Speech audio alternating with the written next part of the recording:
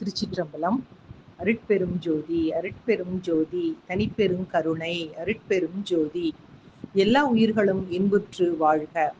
மரணத்துக்கு பின் தன் தந்தையான சூரியனின் இருப்பிடத்தை அடைந்த கர்ணன் சூரியனிடம், தந்தையே, நான் என் நண்பன் துரியோதனனுக்கு செஞ்சோற்று கடன் தீர்க்க வேண்டும் என்ற நல்லெண்ணத்தில் போர் புரிந்தேன்.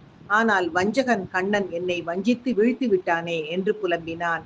அப்போது சூரிய பகவான், இல்லை கர்ணா, கண்ணனை வஞ்சகன் என்று சொல்லாதே. நீ ஒரு தவறு செய்து விட்டாய்.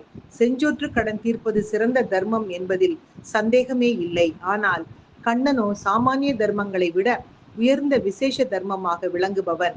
கிருஷ்ணம் தர்மம் சனாதனம் என்று அதனால்தான் சொல்கின்றோம்.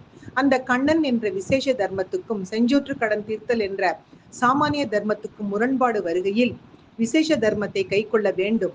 நீ அதை விட்டுவிட்டு சாமானிய தர்மத்தை கை கொண்டு விசேஷ தர்மத்தை கைவிட்டாய். அதனால் தான் அழிந்தாய். கர்ணன் தந்தையின் வார்த்தைகளில் இருக்கும் சத்தியத்தை உணர்ந்தான். தந்தை சொல் மிக்க மந்திரம் இல்லை என்பது உயர்ந்த தர்மம்தான். அதற்காக இரணியனின் பேச்சை கேட்டு பிரகலாதன் நடந்தானா? நரசிம்மர் என்ற விசேஷ தர்மத்தை அல்லவோ கை கொண்டான்.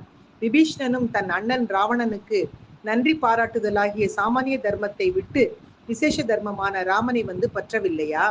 தாயிற் சிறந்த கோவிலும் இல்லை என்பதற்காக கைகேயியின் ஆசைக்கு பரதன் உடன்பட்டானா? மகனே, சாமானிய தர்மங்களை நிச்சயம் பின்பற்ற வேண்டும் என்பதில் ஐயமில்லை. ஆனால் விசேஷ தர்மத்தோடு அதற்கு முரண்பாடு ஏற்படும் சூழ்நிலையில் விசேஷ தர்மத்தையே முக்கியமாக கை கொள்ள வேண்டும். அவ்வகையில் கண்ணனே அனைத்து தர்மங்களுக்கும் சாரமான விசேஷ தர்மம் என உணர்வாயாக என்றார்.